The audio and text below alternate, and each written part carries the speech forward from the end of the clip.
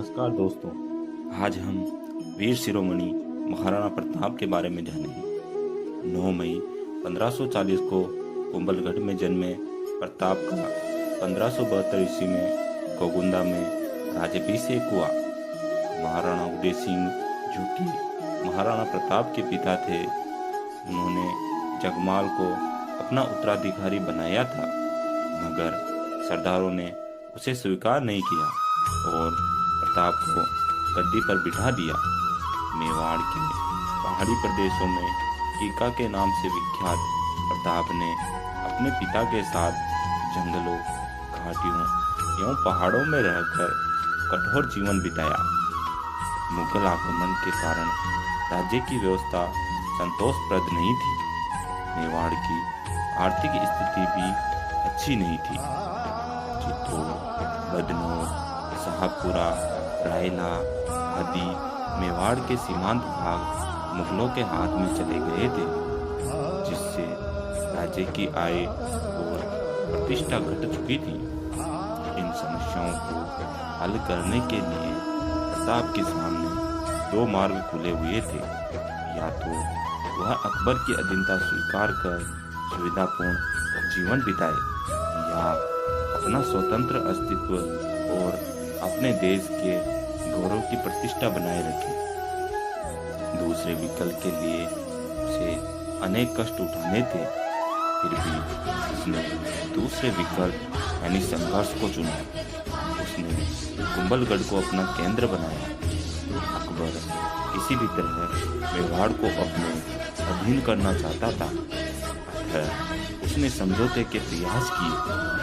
1572 से 1576 ईस्वी के मध्य उसने 4 शिष्टमंडल क्रमशः जलाल खान, मान सिंह, भगवान दास एवं टोडरमल के नेतृत्व में भेजे, मगर महाराणा ने संधि करने में किसी प्रकार की रुचि नहीं दिखाई। मेवाड़ को मुगल आक्रमण का सामना करना पड़ा। 1576 ईस्वी के प्रारंभ में अकबर अजमेर पहुंचा और मान सिंह को मेवाड़ अभियान का नेतृत्व सौंपा। 3 अप्रैल 1576 को मान सिंह अजमेर से ससैन्य रवाना हुआ और मांडलगढ़ पहुंचा। यहाँ अपनी सैन्य तैयारी पूरी करने के बाद वह उदयपुर की ओर बढ़ा तथा बनास नदी के तट पर मोलेला में अपना सैन्य शिविर लगाया। प्रताप भी अपनी सेना के साथ लोसिंग पहुंच गया। 18 जून 1576 को अमनौर के पास मुगल सेना और महाराणा प्रताप की सेना के मध्य युद्ध हुआ, जो हल्दी घाटी के युद्ध के नाम से प्रसिद्ध है। प्रताप की सेना में रावल यानी कि सेना का अग्रिम दस्ता की कमान हकीम खां सूरी के हाथ में थी, जबकि मुगल सेना के रावल में सैयद आसिम बहरा, मोहम्मद बादशी, आसफ खां और जगन्नाथ कछवा जैसे सेना नायक अपनी अपनी सैनिक टुकड़ियों के साथ नियुक्त थे। युद्ध के प्रारंभ में मेवाड़ी सैनिकों के तीव्र आक्रमण और वीरतापूर्ण युद्ध के स्वरूप में मुगल पक्ष अग्रिम पंक्ति व बाएं प्रश्न को छिन्न भिन्न कर दिया। बदायूं जो स्वयं मुगल सेना की ओर से लड़ रहा था और अपने ग्रंथ मुंतखब उत तवारीख में इस युद्ध का प्रत्यक्ष वर्णन किया। दिखता है कि इस हमले से घबराकर मुगल सेना भेड़ों के झुंड की तरह भाग निकली। मुगल सेना को भागते हुए देखकर मेहतर खां चिल्लाता हुआ आया कि बादशाह सलामत एक बड़ी सेना के साथ स्वयं आ रहे हैं।